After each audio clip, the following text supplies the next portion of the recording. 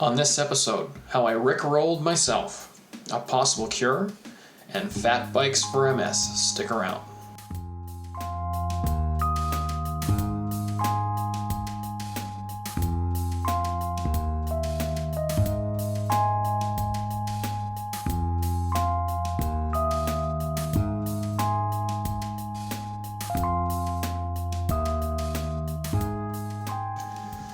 My guests on this episode will be talking about a really cool event that's coming up here in Edmonton on February the 14th called Fat Bikes for MS. We'll get into that when the interview starts.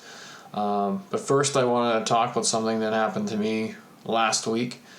Just before Christmas, I signed up for a free trial of Apple Music. And if you're not familiar, it's similar to Spotify or Google Music and all these sorts of streaming services are out there. You basically can listen to any song you want whenever you want, and you just, instead of downloading an MP3 through iTunes or whatever service you were using, you just have it by subscription, but you just pay monthly forever, and then you have it. And they have different music stations on there, like radio stations and that sort of thing, and I sometimes I'll just let it pick music for me, or I'll put it on one of the radio stations, and in my car it runs through my phone through the Bluetooth through the speakers. And the other day I was going to the track at Service Place to do some running, and I was I'm not proud to admit it, but it's true. One of the songs that came on at random was Ice Ice Baby by Vanilla Ice. So, and this is where I'm not proud of it, but I cranked it. And just before I got into the parking lot, the song changed.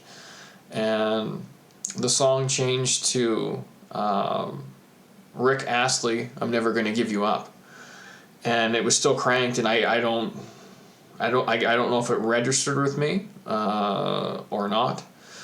And so anyway, I pull in and I've got Never Gonna Give You Up. It was loud. And there was a couple of young guys standing there. They'd just gotten out of the car. They were about to go in, and these guys are probably,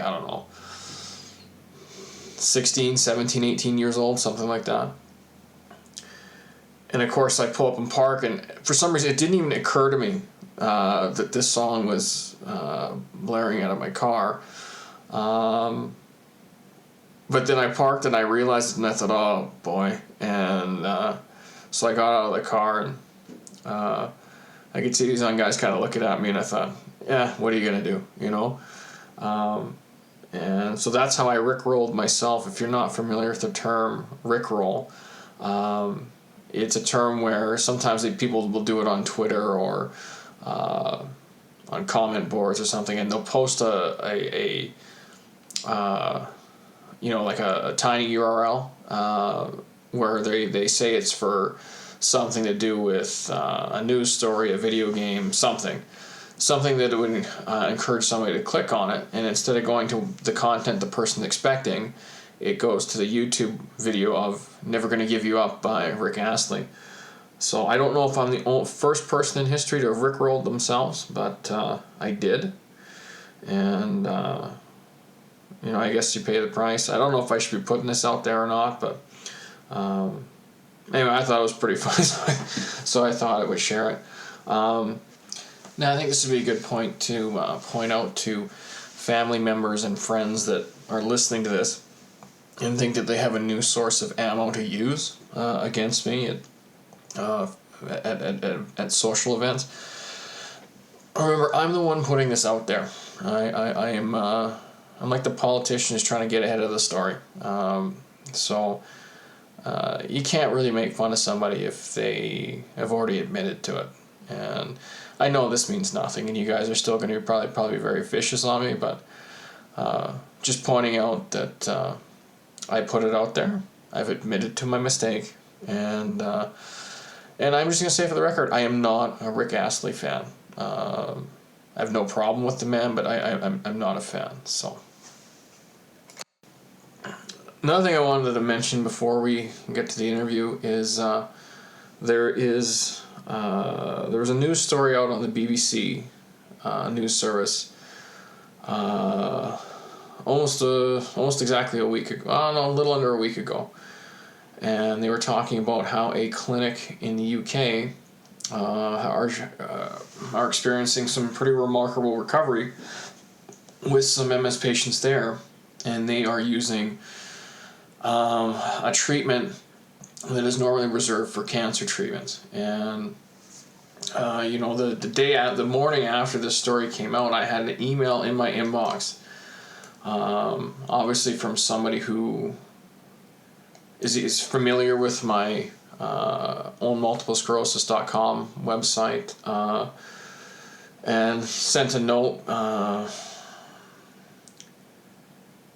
Well, I'll just be honest with you, it was a bit of a crazy note. I mean, basically that, here we go again, Health Canada sucks, they're never going to let us have this treatment, and because, MS has been cured in the UK, and my immediate reaction to that was, I went through that back in 2007, 2008, when the Liberation story first broke on, I believe it was CTV News that started talking about it, and I remember in 2007, 2008, I'd only been diagnosed for not even a year at this point, and I had people coming up to me and saying, congratulations, I hear they cured it, and friends of mine that obviously that knew that I had it. Well, here we are, 2006, and I still have it. So, whenever I hear about something like this, it's not that obviously that I'm not optimistic. I hope that this treatment's for real, and I really hope it's for real for people that are, more severely afflicted than I am. People that have the the more serious form than I do. And so anyway, I did read but I actually read the BBC article, and they did mention that, the people have been being treated with this. It's basically taking stem cells from their hips, their own hip, so it's their own stem cells. They're basically rebooting the immune system, and lack of a better way, this is just a quick 100-foot view of what they said, but what they're basically saying is they're taking the immune system back to a point before the patient had MS. So for people they're out there that are familiar with computers, it's similar to when you have a backup of your hard drive, something goes wonky on your computer, and then they just rebuild your computer from that earlier backup before there were problems. And that sounds like essentially what they're doing here with the immune system. I should point out, and I'll leave a link to the BBC article to the companion post to this podcast.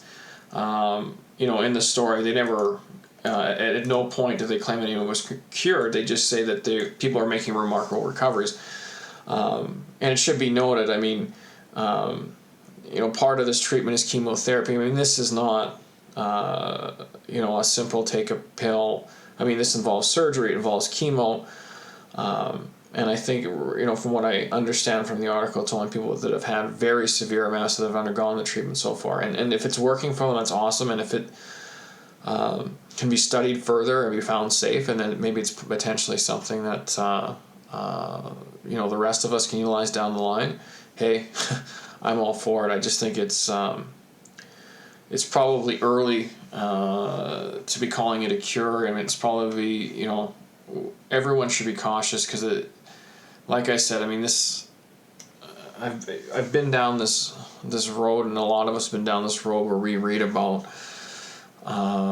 whether it be a diet, treatment, something that apparently somebody's doing. Now, to be fair, this BBC article does seem legit. This does seem to be like real research and real doctors and real scientists that are doing this, and I hope that it's true and it's accurate, and that this is something that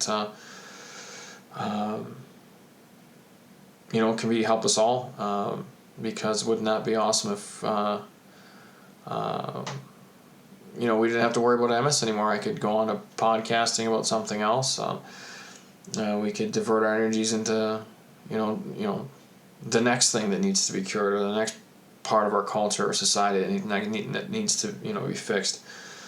So I'm hoping, but I think it's pretty early to be calling it a cure, and I think it's pretty early to, it's just early, bottom line. Anyways, what else is going on? I have started training in earnest for the really long run to MS for 2016. That of course goes May the 14th. This is a bit of it's kind of lucky this week. It's weird how things work out. This week was supposed to be a light week. I usually go 2 hard weeks and 1 easier week as far as the training goes, but this week I got a bit of a chest cold.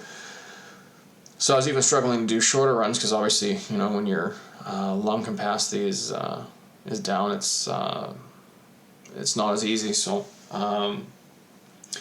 anyway, but it's been going well. I've really feel like I'm months ahead of last year and where I was at the same point in time. We've started getting the planning together and trying to get some sponsorships together, and the website for this year should be live. Hopefully next week. I got to get on the MS Society about that. I mean, obviously the blog's still live, and the really long run endms.ca link is live right now.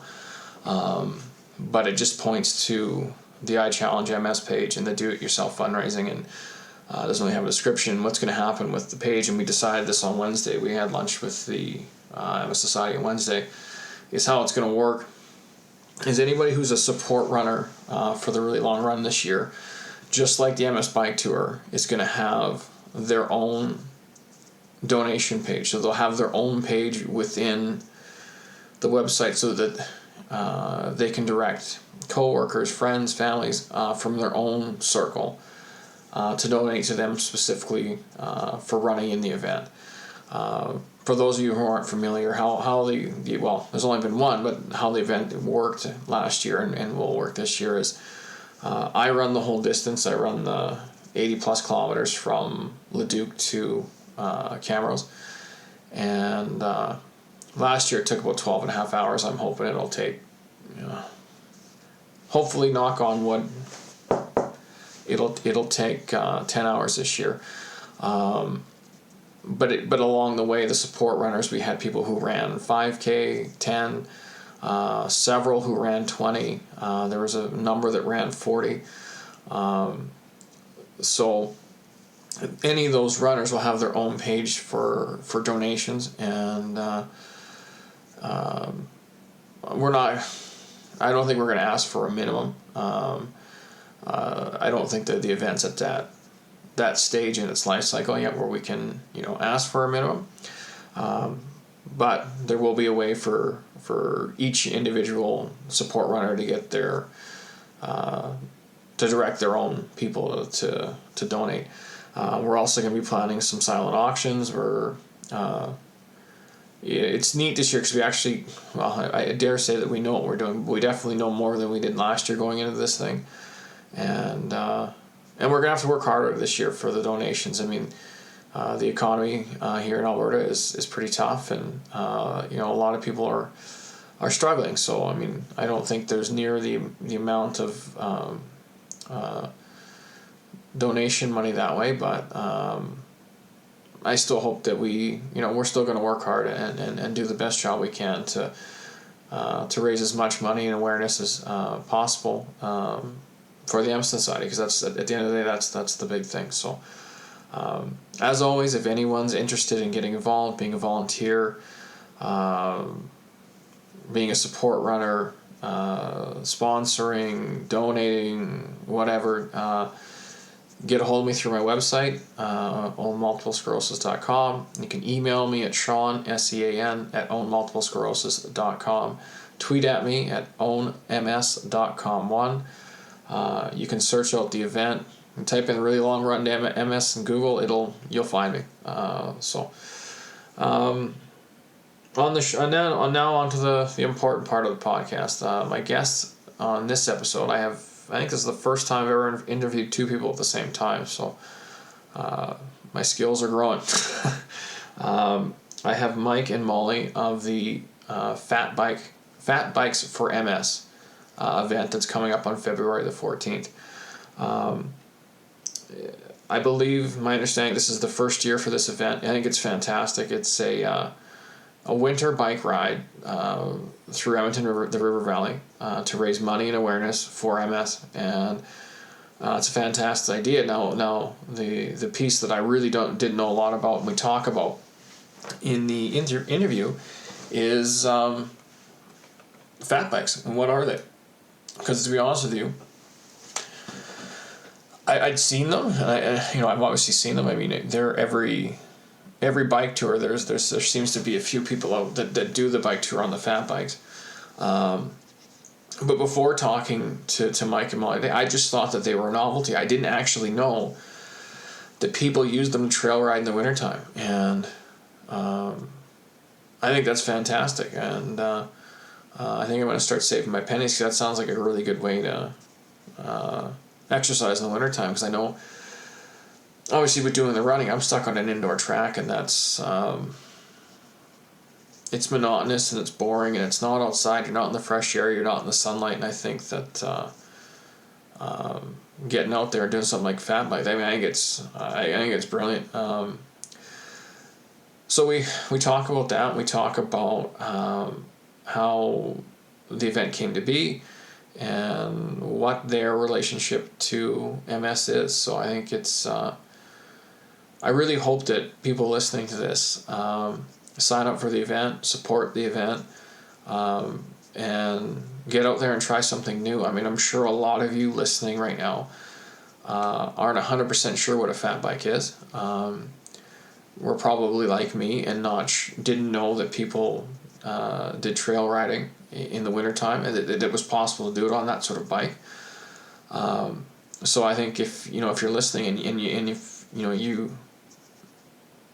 have and you want to try it, I mean, what a positive way to try something. Not only try a new sport, but try it in support of your community. Because I mean, if you're listening to this, odds are you either have MS or you are directly you have a direct relationship with the disease. So why not give something new a try that's not only positive for the MS community, but positive for yourself? You're getting out there, fresh air, exercise. And you'll hear for the interview that's coming up here in about a minute that it sounds like a fantastic event. And this is pointed out in the interview, but even if you just want to ride your own bike, they've accounted for that. So have a listen to the interview and support the hell out of this thing, because it's an event for us. And the more events like this that we have and that we support and get out for, the better the awareness, and the better there's more money going to research. There's more people aware of our community and the struggle, and it's great for us all. So have a listen and please support the event.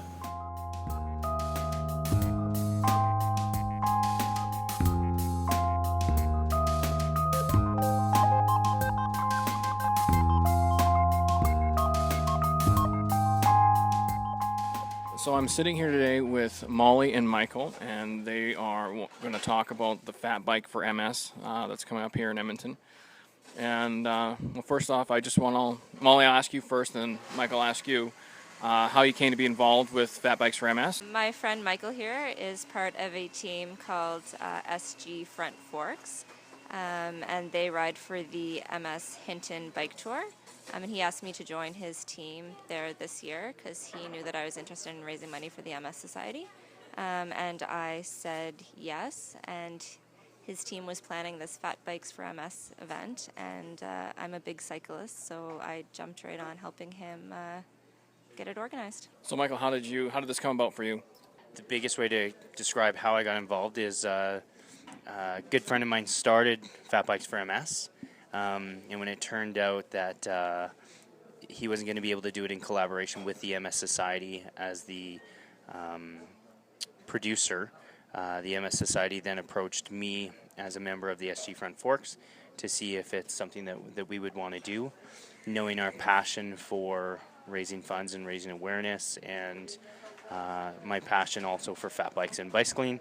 They definitely saw the link there, and the goal is to obviously create as big of an event as possible. So we're pretty lucky to have been approached by them to be able to create something fun and new. Now, before we go any further, I have to ask the question because I'm curious. I'm a mountain biker. I mentioned to you guys before I started recording, I am a downhiller, and I also have a regular mountain bike.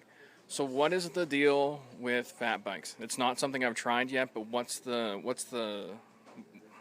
what draws you to it? What makes it special? Fat bikes are awesome because they allow you to ride the trails that you would normally ride in the summertime, but in the winter. So every single one of your local trails can be ridden at any point throughout the winter. So if it just snowed buckets of snow, you can head out on your fat bike. You want to commute to work, you can head out on your fat bike. It's just got a wider footprint. It grooms the trails, creates, really, really nice riding surfaces for other people that are on the trails. But my first experience on a fat bike was actually in the desert in Nevada at the Interbike show, and I got to ride a fat bike, and I also got to ride a 2.9er specialized stump jumper. And on the fat bike, I was keeping up with my buddy, who was a way better rider than me. I was able to climb hills. I was able to get up all this stuff. And about halfway through the ride, we switched, and I hopped on the skinny-tired 2.9er, cool new bike. And I couldn't make it up hills. I had no traction. I was sucking wind. I was having a horrible ride. And so for me, I was sold from that day forward that a fat bike on crazy inclines, loose terrain was just really, really fun to ride. So I bought my first one this year in October and haven't looked back. For me, I got my fat bike as a way to be able to ride single track during the winter. I'm a year-round bike commuter, so on my commute, I normally just take my regular 29er or 700cc, depending on the road conditions. But I just could never trail ride. Like, I went on my regular mountain bike trail riding with one of my friends last year, and I mean, you're falling off the trail all over the place. You're, falling into snowbanks, not getting up anything. So I decided to try a fat bike as a way to just be able to extend my mountain bike season. And it's awesome. Like, it's so much fun. I can't even describe how much fun it is. It's like riding on a giant pillowy cloud. So you guys are saying I should try it is basically what I'm getting. Mike, you were mentioning before we started recording, you also have a personal connection to MS. Did you want to elaborate on that at all? Sure. I mean, it's been a difficult year, and I get kind of choked up when I talk about it. But, my wife was diagnosed with MS this last July. First started exhibiting symptoms in early February. We have 2 kids, and so, the last year has been pretty difficult, and I'm pretty brutally honest, and it's been quite difficult. At times it's like being a single parent. At times it's difficult watching your best friend suffer from something that for the first 5 months we had no idea what it was, right? And we were told it was clinically isolated syndrome, which means that she's had some sort of an attack of some kind. And what's clinically isolated syndrome? It's not recognized by any insurance company for long-term disability. So she hasn't worked since February. She's on long-term disability now. 3 out of 7 days a week she spends in bed sleeping. Exhaustion is her number one symptom. And so, personally speaking, I mean, I want to stop it. No, and the reason why I ask you that is because most of the people who listen to this either have MS or have a personal connection to it. And I know that the feedback that I've gotten from other, I want to say MSers, but one of my past guests has always told me to say MS warriors. So that the other MS warriors that listen to this, they take a real catharsis from listening to other people's stories, and they feel stronger knowing that there's other people out there that support them. And one of the great things and why I'm so happy to have you guys on to talk about your event is 2 things. I mean, obviously last year I did the run, but after that, on my Johnson MS bike team between Leduc and Camrose, for the first time we had another MSer on the MS Warrior on the team, and Dave, who'd been a guest on the show, he's open about his MS. I'm allowed to use his name. When we rode the first day, him and I basically just talked hockey the whole way. You know, I don't think we didn't fix the Edmonton Oilers, but we certainly talked about it a lot. But when we got there, there's the big sort of party at night. So he walks in and there's, 2,000 people in this exhibition center, and he got teared up. And what he had said to me at that moment was, it was so nice to feel that support. So that's why I'm happy to talk to you guys about your event, because you need to understand how impactful that can be for other, it's great for your wife, but it's also great for other people with MS, right? To know there's people out there willing to spend their time and their energy to support them and to support their struggle. Because we, like you just said, we'd all like to not have it anymore. But switching gears, why don't we talk about Fat Bikes for MS? Like, so somebody signs up, what do they expect? What's going to happen? How's it going to unfold? One of the reasons Fat Bikes are so popular is because you can take them anywhere and everywhere. The course is designed to give you a beautiful view of our river valley. So we're going to start off in Dawson Park, and then we're going to head over into Capilano Park and head back towards Riverside Golf and Country Club via the single track trails that climb up into there. And then currently under discussion is whether we're going to elongate a little bit more. We've ran into a little bit of a headway in that the Nordic Ski Club isn't supporting our course in Gold Bar. We did map out a really awesome route, including Gold Bar and Rundle Park. Recently just got told by the city that we're going to have to pull out of that area. So we're doing a little bit of a redesign in the course, but the main part is still kind of locked in with Dawson Park to Capilano, Riverside, and then back to Dawson. And right now we're working with the city of Edmonton to be able to include Forest Heights and Riverdale. So pretty excited about that. But the whole point of the Fat Bike ride is to provide a challenge. So we have 3 routes designed. There's a single track, or not a single track, a skinny tire paved gravel path course. There's a standard course that'll take you up a little bit of in a single track and then back down into the paved trails, essentially trying to maintain as much of a trail ride feel as possible. And then there's the challenge course where we've got a bunch of climbs, we've got some expert level single track involved to be able to take people so that they experience a challenge. Right? One of the conditions of an MS Society event is that it has to be a challenge. It has to replicate in some way, shape, or form what an MS survivor goes through on a regular basis. Right? For some people, it's a challenge to pick up your phone and send a text message. For some people, you're stuck in a wheelchair, you're exhausted. There's symptom after symptom after symptom can be described as a challenge, an everyday challenge. And what we want to do is we want to take people on something that we love, which is fat bikes, into a place that we love, the River Valley, and we want to challenge them and get them to experience a fun, supported ride, because it's a community, and we want to bring everybody together and challenge them and get them out and just have a good, fun time. I just want to touch on something you said when you talk about a community. Again, I don't want to try and talk about my run. It just, one of the things you said about community, one thing I noticed last year, because I'd never put on an event in my life, right? But after running on the side of a highway for 12 hours and various people coming in and off, and some of these people I had only met once or never, by the end of the day, you did feel this wonderful sense of community, and everyone. And the great thing about starting an event like this, everyone that did it last year that I've already approached has said, yeah, I'm in. And I can see that happening here, right? Because everyone's going out for a common goal, and it's not you're not racing to the finish line. You're just going out to create awareness, raise some money, have some fun, and do something cool. Now, but you did say something that, because I know I asked Molly this as we were communicating back and forth. If somebody doesn't have a fat bike, they don't necessarily have to. You said there was some part of the course where they can ride just a regular mountain bike, or yeah. So would a mountain bike work here? Just talk about that a little bit, because I know some people are going to say, well, I don't have a fat bike. So I mean, the course is designed to showcase fat bikes. We own fat bikes. We love fat bikes. Fat bikes offer so much more in the wintertime that a mountain bike can't. But we also want this to be inclusive, right?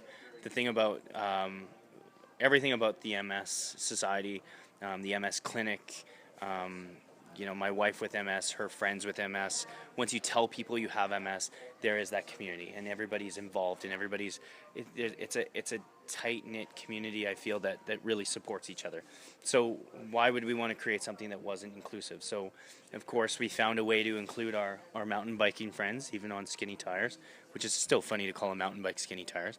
But yeah, so we're gonna have a route. The only thing is we do have to keep them off the groomed fat bike trails because a skinny tire will wreck that trail.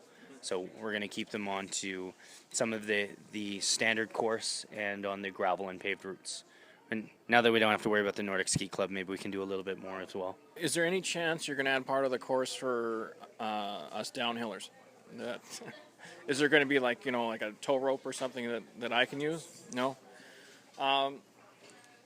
So when does the event go? How do people sign up?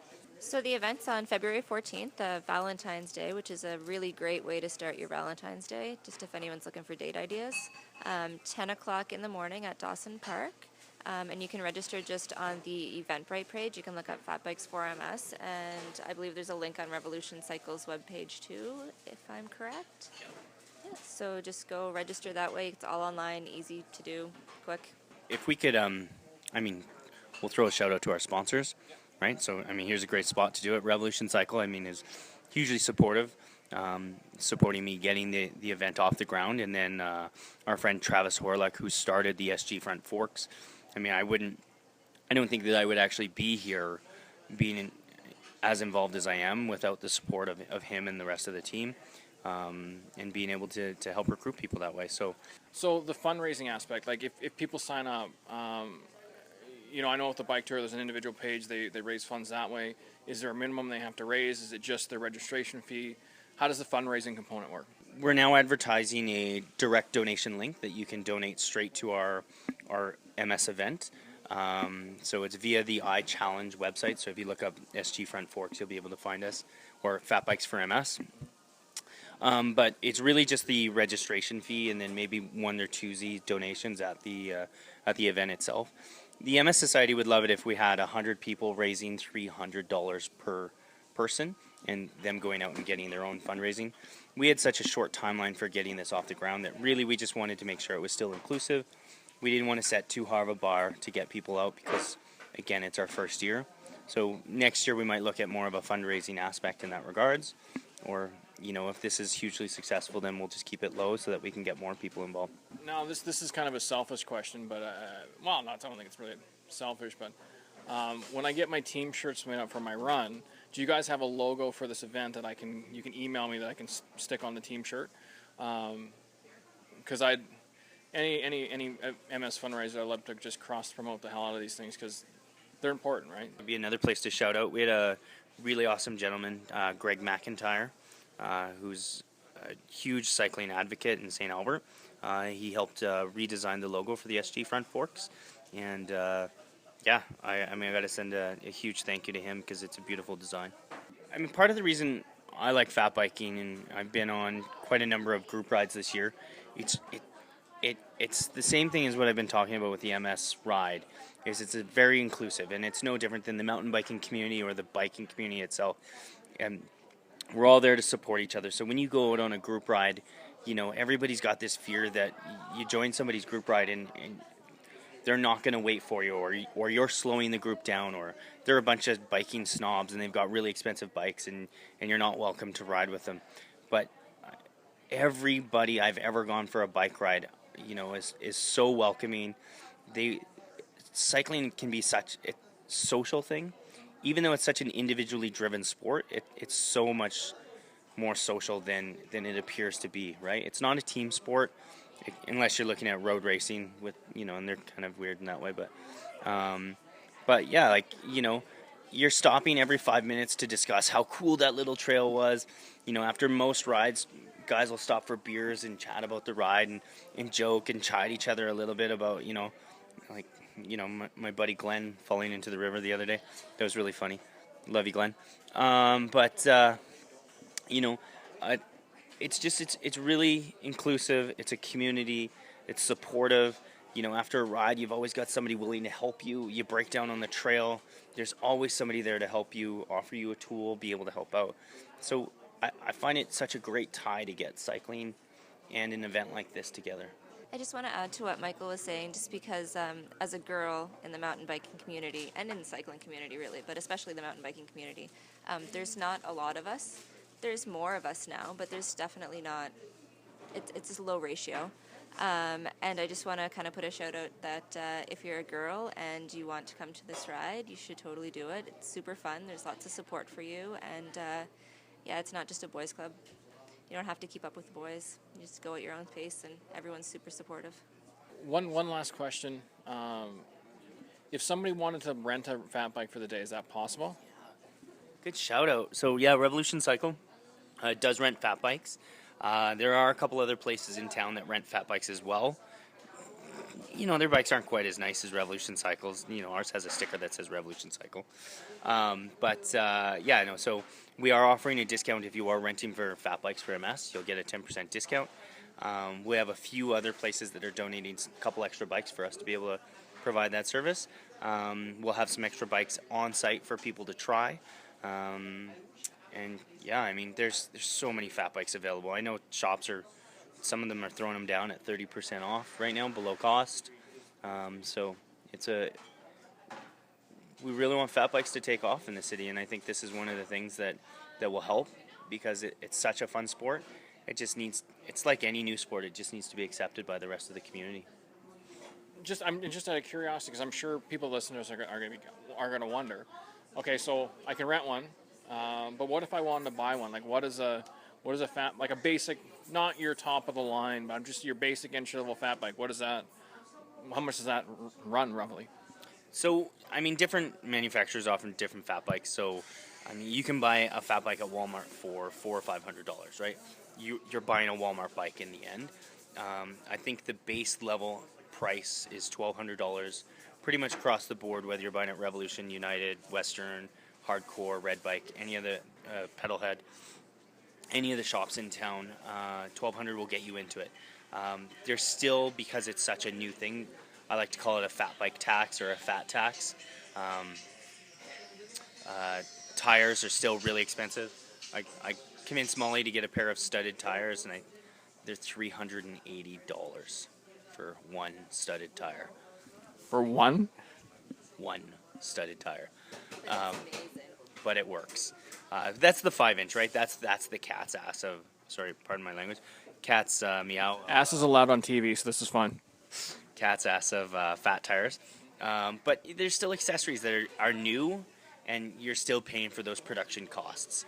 So to get into fat bikes, you're looking really at a mid-level bike. You're looking at about $2,000 to $3,000, depending on what you're looking out of it. And then your tires, if you're going to get winter tires, your pogies, if you want some hand warmers. You're looking at winter boots, so you can go flat pedals or you can go clip-ins. Every manufacturer is jumping on board. So, last year I think there was 3 suppliers for tires. This year there's 10. Yeah, so we've got 10. Every manufacturer has now come out with a winter boot of some kind. They all want to jump on board because they see this market taking off. Alberta's a bit of an anomaly. Up until Notley took over, we have lots of money. I'm just kidding, I really like Notley. But yeah, everybody likes to blame her. So until the oil prices dropped and everybody lost their jobs and can't afford anything anymore in Alberta, we had lots of money here and people were buying bikes like crazy, and especially fat bikes. So, it is still a toy. It's fun, but they're coming down in price. When they first came out, they were about $2,000, and now you can get into them for $1,000, $1,200. And they'll just continue getting better and more diverse, and more manufacturers jump on, the cheaper they'll get, and the more competitive the market will become, and you'll get better products. Now, okay, with a fat bike, I'm really curious about it, to be honest. You piqued my curiosity, because I have a regular and a downhill, no fat bike. My wife's gonna listen to this and she's gonna, oh God, because odds are I'm probably gonna end up buying one at some point. Sorry, honey, but the gearing on, is it the same as a regular mountain bike? So 3 sprockets on the front? No? You've been out of the game for a while. So most trail bikes right now are moving toward, like especially the higher ends, are going to a 1x10 system. What do you have on yours, Molly? Fat bike? Yeah. My fat bike's a 2. So she's got a 2x10 on hers. 2x10 gives you the widest ratio now, but almost no bike comes with 3 chain rings anymore. That's pretty much gone. Yeah, so you either get a 2x10 or a 1x11. You'll even see some bikes with a 1x10 system on it. Hydraulic disc brakes are the key. So yeah, except you're looking at about $1,700 to $1,800 to get into a hydraulic disc brake system. Otherwise, everything else is mechanical. That's on a fat bike system, and this is where we talk about the fat tax, right? So a mountain bike with the same Grupo that's showing up on a $1,200 mountain bike will be a $700, or a $1,200 fat bike will be a $700 mountain bike. A $1,200 mountain bike would be a $2,000 fat bike. So just for the same Grupo, and part of that's tax, part of that's, tires. You've got your new hub standards. The industry's still trying to figure itself out, but yeah. In fairness to me, I've never actually shifted gears on my downhill bike. You get off the gondola, you go. I just stand on the pedals. I don't know if I've ever turned the crank. So We now actually in the store have a fat e-bike, which has a motor in the front wheel and the back wheel, and will take you up to 32 kilometers an hour. that sounds like my mom's speed right there. Because riding on the bike to her, she complains about it every year. I can tell her you can buy a bike that has a motor on it. I did verify this because actually we got my wife an e-bike this year. The MS Society is allowing e-bikes to enter their. I got approval for MS Hinton. I don't know about the MS Leduc Camros, but e-bikes, yeah. So, if you've got MS and you just don't have the ability to keep up anymore, that's where an e-bike comes in. So, yeah, I'm really excited because my wife. We joke about it now. We still have to get her health back up to where it should be, but we're hopefully going to have her ride on her e-bike at the MS Hinton this year. I actually demoed an e-assist bike for Michael this summer, and I think that if you are a person who, with MS, who still wants to remain active but just doesn't have just quite the same amount of go as you once did, the e-assist bikes are a really good way to go because they just assist you. You're still pedaling, but they're giving you that extra oomph to keep going and get up the hill, and so that's another great kind of field leveler that's out there now too.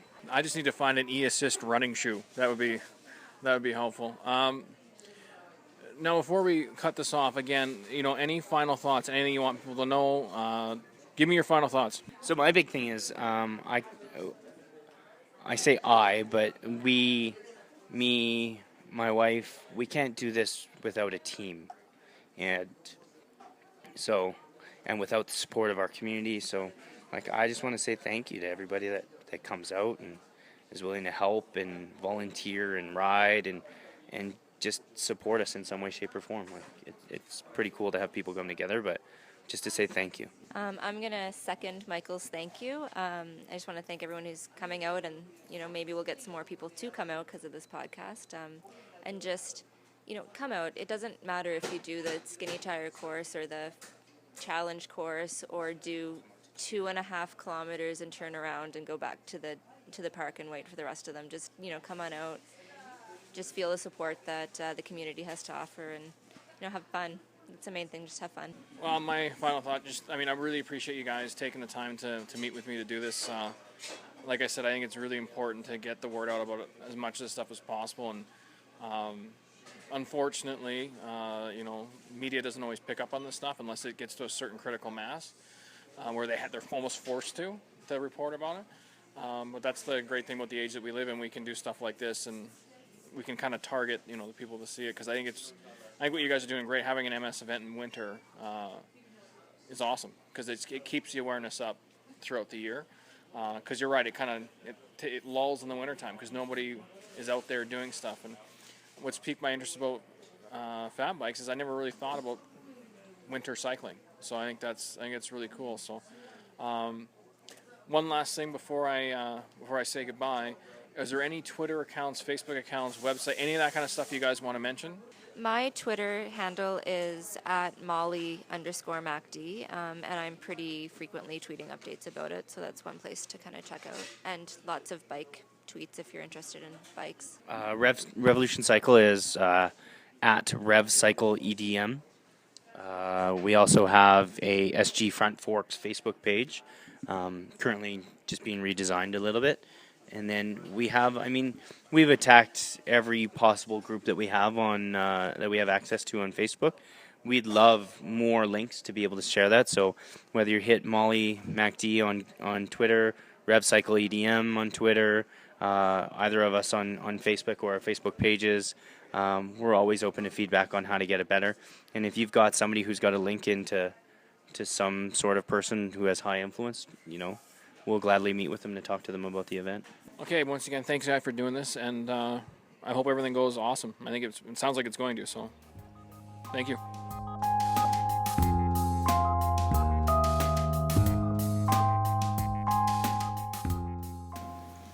So that was Mike and Molly for the Fat Bikes for MS event that's coming up on February 14th here in Edmonton.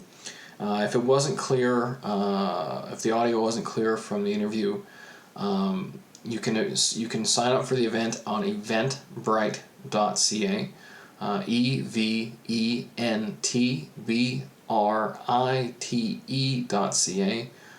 Go on there, search for Fat Bikes for MS.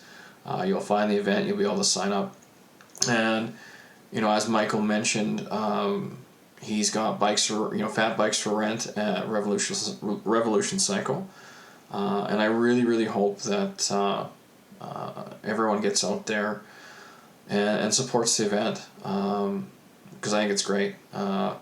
That's it for the podcast this time. My next podcast, I'll be having an interview with another MS warrior, and so check that one out. As always, if you want to get a hold of me, if you want to be a guest on the podcast, you got something to say about anything we talked about, you can always leave a comment on the associated post with the podcast on the website. You can tweet at me at ownms.com1. You can email me at Sean, SEAN, at ownmultiplesclerosis.com. And as always, if you're interested in being part of the Real Long Run for MS, or you want to be part of my Johnson MS bike team, please get a hold of me. And there'll be another podcast up in a few weeks. Thanks.